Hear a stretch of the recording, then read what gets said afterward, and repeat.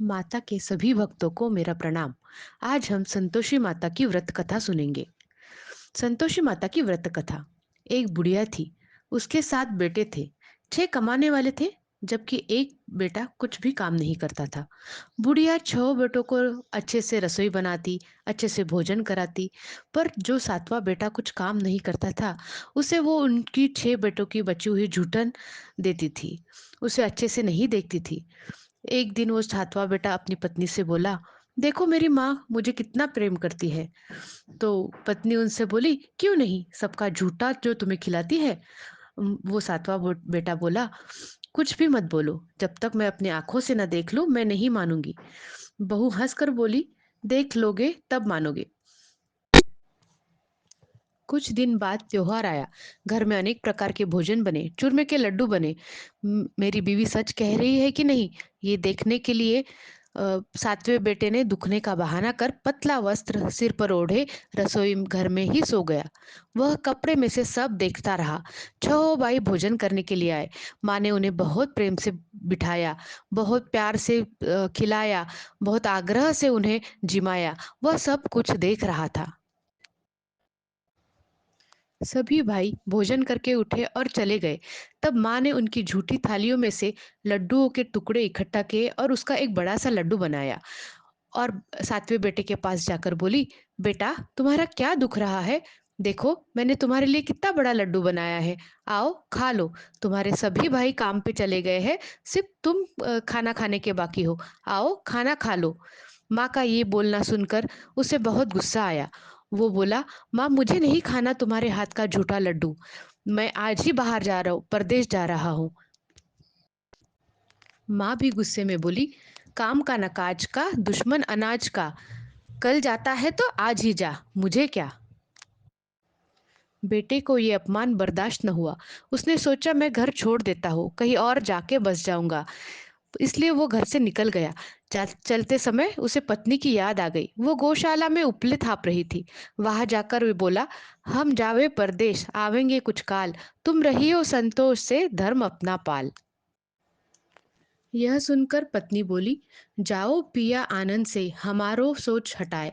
राम भरोसे हम रहे, ईश्वर तुम्हें सहाय। दो निशानी आपन, देख धरू में धीर। सुधीमती हमारी, बिसराई रखियो मन गंभीर। तब वो बोला, मेरे पास तो देने के लिए कुछ नहीं। यह अंगूठी है, ये ले लो। अपनी कुछ निशानी मुझे दे दो। वह बोली, मेरे पास क्या है, यह गोबर भरा हाथ है। यह कर उसकी पीठ पर गोबर का हाथ की थाप मार दी। वह चल दिया। चलते चलते दूर देश पहुंच गया। दूर गांव में उसे एक साहूकार की दुकान मिली। वहां जाकर वो बोला, मुझे नौकरी चाहिए, सरकार मुझे नौकरी दे दो। साहूकार को भी जरूरत थी। बोला, काम का ठीक से करोगे तो नौकरी पे रख लूंगा। उसने पूछा, तनख्वाह क्या दोगे। तब साहूकार ने बोला, काम देख कर दे दूंगा। सुबह जल्दी आना पड़ेगा और काम ठीक से करना पड़ेगा। अगर काम ठीक से रहा तो तनख्वाह बराबर दूंगा। वो बहुत मेहनत से काम करने लगा। सुबह सबसे पहले आता, रात को सबसे बाद में जाता। काम भी, मेहनत का काम भी बहुत अच्छे से करता, हिसाब किताब भी बहुत अच्छे से रखता, ग्राहकों से भी बहुत अच्छे से वार्तालाप करता। ये सब देखकर साहूकार को उसकी वफादारी पे और उसके काम पर भरोसा हो गया। साहूकार ने उसका काम देखा और उसे 3 महीने में ही आधे मुनाफे का हिस्सेदार बना लिया। वह कुछ वर्षों में नामी सेठ बन गया और मालिक सारा कारोबार उस पर छोड़कर चला गया। 4 मास में ही माता फल पूरा करती है। यदि किसी के ग्रह खोटे भी हो तो भी माता वर्ष भर में कार्य सिद्ध करती है। फल सिद्ध होने पर उद्यापन करना चाहिए, बीच में नहीं। उद्यापन में आई 2.5 सेर आटे का खाजा तथा इसी परिणाम से खीर तथा चने का साग करे। 8 लड़कों को भोजन कराए। जहाँ तक मिले देवर जेठ भाई बंधु के हो, न मिले तो रिश्तेदार और पास पड़ोसियों को बुलाए, उन्हें भोजन कराए। यथाशक्ति दान दक्षिणा दे। उस दिन घर में खटाई न खाना। यह सुन बुढ़िया की लड़के की बहू चल दी। उसने सोचा कि मैं भी ये व्रत करूंगी। उन स्त्रियों में से एक स्त्री बोली, सवा आने का गुड़ चना लेना, इच्छा हो तो सवा 5 आने का लेना या सवा रुपए का भी सहूलियत के अनुसार लेना। बिना परेशानी और श्रद्धा प्रेम से जितना भी बन पड़े सवाया लेना। प्रत्येक शुक्रवार को निराहार रहकर कथा सुनना, इसके बीच क्रम टूटे नहीं, लगातार नियम पालन करना। सुनने वाला कोई न मिले तो घी का दीपक जलाकर संतोषी माता के आगे जल का पात्र रखकर कथा कहना। सब कार्य सिद्ध जब कार्य सिद्ध हो न हो तो नियम का पालन करना और कार्य सिद्ध हो जाने पर व्रत का उद्यापन करना। उसने जो लकड़ियाँ काटी थी, वो रास्ते में बेचकर उससे जो पैसे आए उसे गुड़ चना लिया और माता के मंदिर चली गई।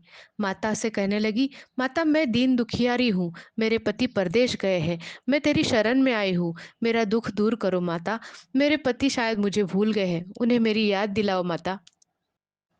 इस तरह माता से अर्जी करके उसने माता को गुड़ चने का प्रसाद अर्पण किया और उस दिन से उसने शुक्रवार का व्रत आरंभ किया। यह सब सुनकर बहू रोने लगी।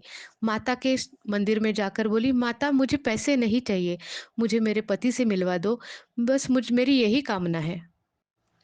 उसकी भक्ति और निष्ठा देखकर माता को उसकी दया आई। एक शुक्रवार बीता, दूसरे को उसके पति का पत्र आया, तीसरे शुक्रवार को उसका भेजा हुआ पैसा आया। अब जेठ जेठानी मुंह सिकोड़ने लगे, लड़के ताने देने लगे, काकी के पास पत्र आने लगे, रुपया आने लगा, अब तो काकी की खातिर बढ़ेगी। जब उसकी नींद खुली तो वो उठकर नहा धोकर संतोषी माता के सामने दीपक लगाकर उसे प्रणाम करके दुकान में जा बैठा। एक दिन माता बुढ़िया के बेटे के स्वप्न में जाकर बोली, बोले पुत्र, तेरी बहू घोर कष्ट उठा रही है, तेरे माँ बाप उसे परेशानी दे रहे हैं, वह तेरे लिए तरस रही है, तू उसकी सुध ले। वह बोला, हाँ माता, मुझे पता है, मैं भी उससे मिलना चाहता हूँ, पर क्या करूँ, परदेश की बात है, लेन देन का कोई हिसाब नहीं, कोई जाने का रास्ता नहीं आता, कैसे चला जाऊं। माँ कहने लगी, मेरी बात मान, सवेरे नहा धोकर संतोषी माता का नाम ले, घी का दीपक जला, दंडवत कर दुकान पर जाकर बैठ जा।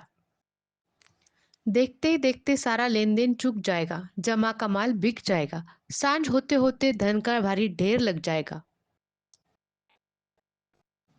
थोड़ी देर में जिन्हें रुपया देना था वो देकर चले गए, जिन्हें लेना था वो उन्होंने आकर हिसाब कर कर लेकर चले गए। कोठे में भरे सामान के खरीदार नकद दाम दे सौदा करने लगे। शाम तक धन का भारी ढेर लग गया। मन में माता का नाम ले चमत्कार देख प्रसन्न हो घर ले जाने के वास्ते गहना कपड़ा सामान खरीदने लगा। इधर उसकी पत्नी को सास और जेठानियां दुख देने लगी।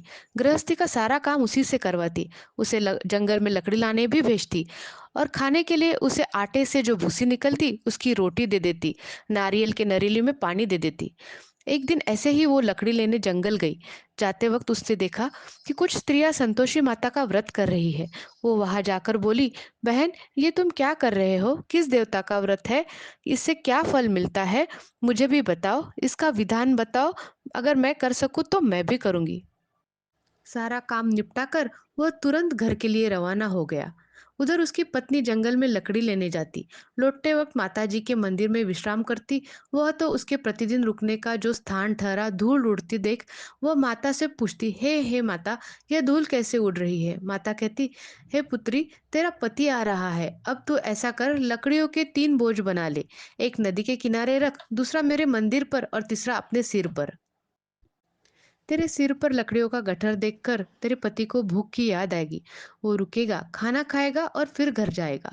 तब तू मेरे मंदिर से लकड़ियों का बोझ उठाकर घर चले जाना, चौक में गट्ठर डालकर जोर से आवाज लगाना और बोलना, माँ जी लीजिए, लकड़ियों का गट्ठर लाई हूँ, भूसे की रोटी दीजिए, नारियल में पानी दीजिए, आज मेहमान कौन आया है।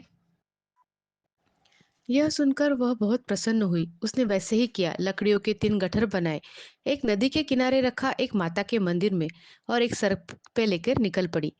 मुसाफिर आया तो उसने सूखी लकड़ी का गट्ठर देखा और उसे खाने की याद आई। उसने उससे सूखी लकड़ी का गट्ठर खरीदा और भोजन बनाकर खाया। इसी तरह रुककर वो भोजन बना विश्राम करके गांव पहुंचा। सबसे प्रेम से मिला। उसी समय पर सिर पर लकड़ी का गट्ठर लिए वह बहू भी आई। लकड़ियों का भारी बोझ आंगन में डालकर जोर जोर से आवाज देने लगी। बोली, सासू माँ, ये लो लकड़ी का गठर, भूसे की रोटी दो और नारियल में पानी दो। आज घर में मेहमान कौन आया है? यह सुनकर उसकी सास बाहर आकर अपने दिए गए कष्टों को भुलाने हेतु कहने लगी, बहू ऐसा क्यों कहती हो? तेरा मालिक है आया है, आ बैठ, मीठा भात खा, भोजन कर, कपड़े गहने पहन। उसकी आवाज सुनकर पति बाहर आया। अंगूठी देखकर वह व्याकुल हो गया। उसने अपनी पत्नी को पहचान लिया। माँ से बोला, माँ ये कौन है? माँ बोली, अरे ये तेरी बहू है। ये तू जब से गया है सारे गांव में भटकती फिरती है, घर का कामकाज कुछ करती नहीं है और दिन भर खाने के लिए मांगती रहती है। बेटा बोला, माँ मैं अब वो पहले वाला भोला बेटा ना रहा। तुम मैंने खुद इसे लकड़ी का गट्ठर बेचते हुए देखा है। तुम मुझे दूसरे घर की चाबी दो, मैं उसी में रहूंगा। माँ का कोई इलाज न चला। बिना मर्जी के ही उसने उस दूसरे घर की चाबी दे दी। अब सातवें बेटे ने और बहू ने नए घर में सारा सामान नए तरीके से रखा। बहुत अच्छे से घर को सजाया और बहुत आनंद से रहने लगे। जब शुक्रवार आया तो बहू ने अपने पति से बोला, मुझे संतोषी माता का व्रत का उद्यापन करना है। पति बोला, खुशी से कर लो। वह उद्यापन की तैयारी करने लगी। जेठानी के लड़कों को भोजन के लिए बुलाया। उन्होंने मंजूर किया, परंतु पीछे से जेठानी ने अपने बच्चों को सिखाया, देखो भोजन के समय खटाई मांगना, जिससे उसका उद्यापन पूरा न हो। लड़के जिमने आए, खीर खाना पेट भर खाया, परंतु बाद में खाते ही कहने लगे, हमें खटाई दो, खीर खाना हमको नहीं भाता, देखकर अरुचि होती है। वह कहने लगी, भाई खटाई किसी को नहीं मिलेगी। आज संतोषी माता का प्रसाद है, आज खटाई नहीं खाना है, खटाई खाना मना है। तो बच्चे बोले, लाओ हमें कुछ पैसे दो। भोली बहू कुछ नहीं समझी। उसने उन्हें पैसे दे दिए। लड़के उसी समय पैसों से खटाई लेकर खाने लगे। यह देखकर बहू पर माताजी का कोप किया। राजा के दूत उसके पति को पकड़कर ले गए। जेठ जेठानी मनमाने वचन कहने लगे, लूट लूट कर धन इकट्ठा किया, अब मालूम पड़ा जाएगा जेल में। वह रोती हुई माताजी के मंदिर गई। कहने लगी, हे माता, तुमने क्या किया? पहले हंसाया, अब रुलाया। माता बोली, बेटी तूने उद्यापन करके मेरा व्रत भंग किया है। वह कहने लगी, माता मैंने क्या अपराध किया? मैंने तो लड़कों को खटाई नहीं खिलाई, खाना खिलाया, खीर पूरी खिलाई। लड़कों ने मुझसे भूल से पैसे मांगे, मैंने भूल से दे दिए। मुझे क्षमा करो माता, मुझे क्षमा करो। वह कहती रही, अब अब भूल नहीं होगी माता। बताओ क्या करूं, कैसे करूं? माँ बोली, जा पुत्री, तेरा पति तुझे रास्ते में मिल जाएगा। वह निकली, राह में पति आता मिला। वह पूछने लगी, कहाँ गए थे? वह कहने लगा, इतना धन जो कमाया था उस पे टैक्स राजा ने मांगा था, वह भरने गया था। वह प्रसन्न हो बोली, भला हुआ, अब घर चलो। कुछ दिन बाद फिर शुक्रवार आया। फिर उसने व्रत का उद्यापन किया। पति ने कहा,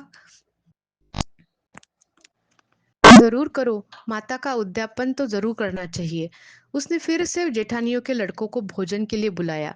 जेठानियों के लड़कों ने साफ साफ बता दिया, हम खीर पूरी नहीं खाएंगे, हमें खटाई देनी होगी तो आएंगे, नहीं तो नहीं आएंगे। वो बोली, खटाई नहीं मिलेगी, नहीं आ सकते तो मत आना। उसने ब्राह्मण के लड़कों को बुलाया, उन्हें जिमाया, उन्हें दक्षिणा दी और उस व्रत का उद्यापन किया। संतोषी माता प्रसन्न हुई। संतोषी माता की कृपा से उसे एक चांद सा सुंदर बेटा हुआ। वो प्रतिदिन बेटे को माता के मंदिर दर्शन के लिए लाती। माँ ने सोचा, यह रोज आती है, आज क्यों न इसके घर चलूं। यह विचार कर माता ने भयानक रूप बनाया। गुड़ चने से सना मुख, ऊपर सूंड के समान ओठ, उस पर मक्खियाँ, देह रखते उसकी सास चिल्लाई, चुड़ैल डाकिन चली आ रही है, लड़को भगाओ इसे। लड़के भी घबराकर खिड़कियां बंद करने लगे, दरवाजे बंद करने लगे, चिल्लाने लगे। बहू रोशनदान में से देख रही थी, प्रसन्नता से पागल होकर चिल्लाने लगी, आज मेरी माँ मेरे घर आई है, सारे दरवाजे खिड़कियां खोल दो। यह यह कोई डाकिन नहीं, पिशाचिन नहीं, यह वह संतोषी माता है जिसका मैं व्रत करती हूँ। सब लोग माता को प्रणाम करो, आओ सब लोग आओ। यह सुनकर सब ने अपने अपने दरवाजे खिड़कियां खोली। सब ने माता के चरण पकड़ लिए और विनती की, हे माता, हम मूर्ख है, अज्ञानी है, तुम्हारे व्रत की विधि हम नहीं जानते, व्रत भंग कर हमने बड़ा अपराध किया। जग माता, आप हमारा अपराध क्षमा करो। इस प्रकार माता प्रसन्न हुई। बहू को प्रसन्न हो, जैसा फल दिया वैसा माता सबको दे। जो पढ़े उसका मनोरथ पूर्ण करे, जो यह कहानी सुने उसका भी मनोरथ पूर्ण करे। बोलो संतोषी माता की जय।